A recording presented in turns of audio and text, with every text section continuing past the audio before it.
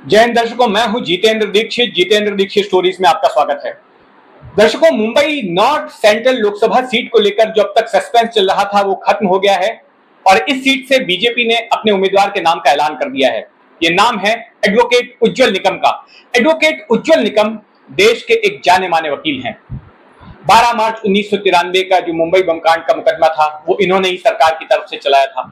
इसके बाद 26 नवंबर 2008 को मुंबई में आतंकी हमला हुआ था, उसमें भी विशेष सरकारी वकील यही थे। गुलशन कुमार की हत्याकांड में भी यही विशेष सरकारी वकील रहे और महाराष्ट्र के कई हाई प्रोफाइल मामलों में, चाहे वो आतंकवाद से जुड़े हुए मामले हों या किसी बड़े आदमी की हत्या से जुड़े हुए मामले हों, मॉब लिंचिंग के मामले हों, ऐसे तमाम मामलों में जो पहला प्रेफरेंस रहा है महाराष्ट्र सरकार का वो उज्जवल निकम का रहा है। और फिर महाराष्ट्र की सत्ता में चाहे कोई भी पार्टी हो, चाहे कांग्रेस एनसीपी की सरकार हो या शिवसेना बीजेपी की सरकार रही हो, उज्जवल निकम हमेशा से उनके पसंदीदा वकील रहे हैं। तो इन्हीं उज्जवल निकम को अब बीजेपी ने अपना उम्मीदवार बनाया है मुंबई नॉर्थ सेंट्रल सीट से।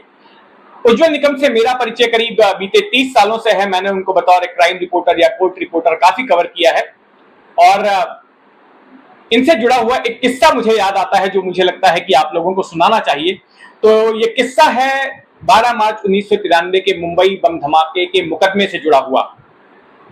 जब 12 मार्च 1993 को मुंबई बम धमाके हुए तो उसके बाद गिरफ्तारियों का सिलसिला शुरू हुआ और करीब 150 के आसपास लोग उसमें गिरफ्तार हुए, जिसमें कि जो मुख्य आरोपी था टाइगर मेमन, उसके भाई याकूब मेमन की गिरफ्तारी हुई, उसके बाकी भाइयों की गिरफ्तारी हुई, इन भाइयों के पत्नियों की गिरफ्तारी हुई।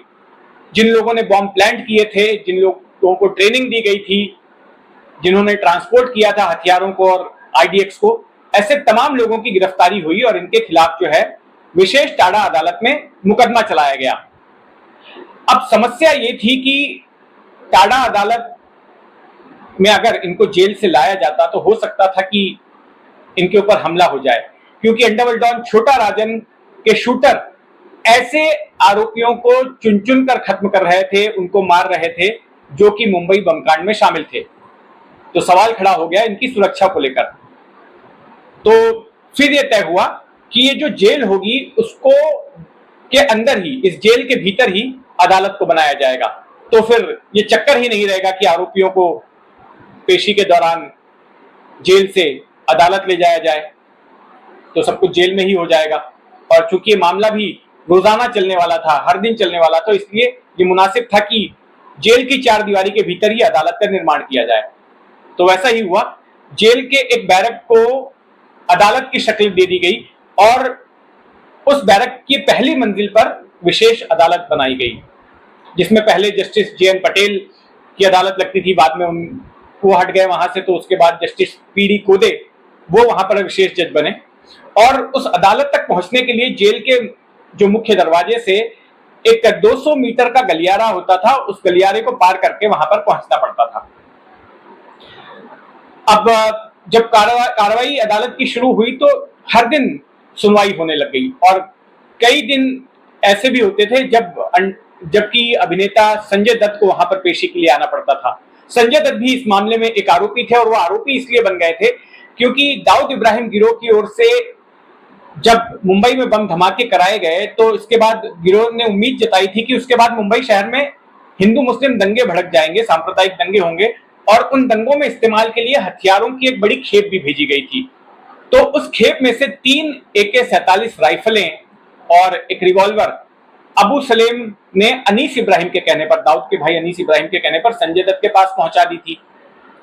अब जब इस पूरे मामले की जांच शुरू हुई तो उसमें संजय दत्त का भी नाम निकलकर सामने आया, संजय दत्त को भी गिरफ्तार कर लिया गया और वो भी टाडा कानून के तहत गिरफ्तार कर लिए गए। बाद में वो जमानत पर निकले, लेकिन अदालत तो उनका चक्कर लगता रहा क्योंकि कोर्ट में जब भी सुनवाई होती तो उनको हाजिर होना पड़ता था। तो ये कहानी ऐसी ही एक सुनवाई के दौरान की है। होता यह था कि हम तमाम रिपोर्टर्स रोज सुनवाई कवर करने जाते थे।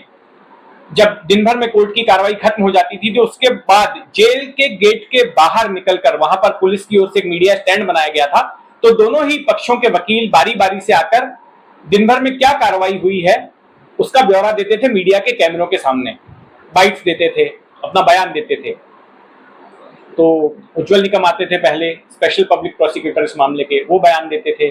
फिर डिफेंस के लॉयर्स आते थे, मजीद मेमन, फरहाना शाह और दूसरे वकील, वो आकर बात करते थे।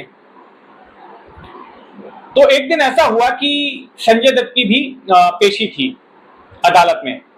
अब जिस भी दिन संजय दत्त को अदालत में आना होता था, उस दिन मीडिया की भीड़ कुछ ज्यादा ही होती थी अदालत के बाहर, क्योंकि तब ना केवल जो क्राइम रिपोर्टर होते थे वो तो मौजूद रहते ही थे, बट उसके साथ साथ जो फिल्म बीट के रिपोर्टर होते थे उनका भी इंटरेस्ट होता था संजय दत्त की पेशी में।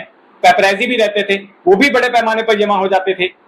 और फिर जब आसपास के लोगों को पता चलता था कि संजय दत्त आ रहे हैं, तो वहां पर पब्लिक की भी भीड़ लग जाती थी।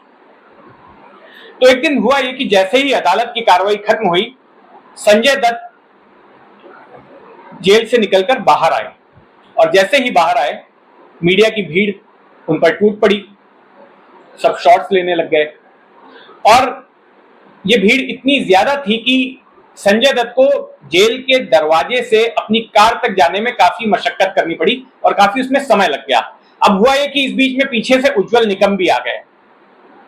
तो उज्ज्वल निकम ने देखा कि रोज की तरह कैमरा उनके सामने नहीं है, कैमरे तो सारे निकल गए संजय दत्त के पीछे। अब उनको इंतजार करना पड़ा। जब एक बार सारे कैमरा संजय दत्त के जाने के बाद उनके पास आएंगे तभी वो बात कर सकते हैं मीडिया से। तो उन्हें कम से कम 8 से 10 मिनट तक वेट करना पड़ा संजय दत्त के जाने का। जब एक बार संजय दत्त निकल गए तो उसके बाद फिर मीडिया कर्मी उज्ज्वल निकम के पास आए और उनकी बाइट ली, उनका बयान लिया। लेकिन उज्ज्वल निकम को ये बात अच्छी नहीं लगी। उन्हें बात अखर गई कि एक आरोपी की वजह से, संजय दत्त को एक आरोपी ही मानते थे, कि एक आरोपी की वजह से एक स्पेशल पब्लिक प्रोसिक्यूटर को इंतजार करना पड़ रहा है। उनको ठीक नहीं लगा। तो अगली पेशी में जब संजय दत्त आए और पेशी की कार्रवाई खत्म हुई और संजय दत्त और उज्ज्वल निकम जब बाहर निकलने लगे, तो सरेआम उज्ज्वल निकम ने संजय दत्त को फटकारा और फटकारते हुए कहा, संजू, जब तक मैं बोलूंगा नहीं तब तक कोर्ट से बाहर मत आना, मेरे निकलने के बाद ही आना, समझा? संजय दत्त ने सहमते हुए कहा, जी सर, जी सर, हाँ जी सर, और वापस कोर्ट के अंदर की तरफ चले गए। उसके बाद उज्ज्वल निकम ने मीडिया से बात की और फिर उज्ज्वल निकम जब निकल गए तो उसके बाद फिर संजय दत्त बाहर आए। और उस दिन के बाद से कभी भी संजय दत्त उज्ज्वल निकम के निकलने से पहले कोर्ट से बाहर नहीं आए। कोई भी उज्ज्वल निकम से पंगा नहीं लेना चाहता था। उज्ज्वल निकम का बड़ा रौब हुआ करता था अदालत में, और रौब इसलिए होता था क्योंकि आरोपियों को कितनी सजा मिलेगी, आप आरोपी दोषी ठहराए जाएंगे या नहीं जाएंगे, अगर दोषी ठहराए जाते हैं तो उनको कितनी सजा मिल सकती है, ये सब कुछ इस बात पर निर्भर करता था कि उज्ज्वल निकम कितने पुख्ता तरीके से, कितनी सख्ती से या फिर कितनी नरमी से मुकदमा चलाते हैं, सरकार के पक्ष की बात रखते हैं। इसलिए कोई भी उन्हें नाराज नहीं करना चाहता था। अब यहां एक दिलचस्प बात यह है कि जो संजय दत्त उज्ज्वल निकम के सामने आरोपी हुआ करते थे टाडा अदालत में, और जिन संजय दत्त को उज्ज्वल निकम ने 6 साल जेल की सजा दिलवाई आर्म्स एक्ट में, टाडा से तो मुक्त हो गए लेकिन आर्म्स एक्ट में उन्हें अदालत ने 6 साल की सजा सुनाई थी, जो बाद में सुप्रीम कोर्ट ने 5 साल की कर दी। तो उन्हीं संजय दत्त के पिता इसी नॉर्थ सेंट्रल मुंबई की सीट से सांसद हुआ करते थे, सुनील दत्त।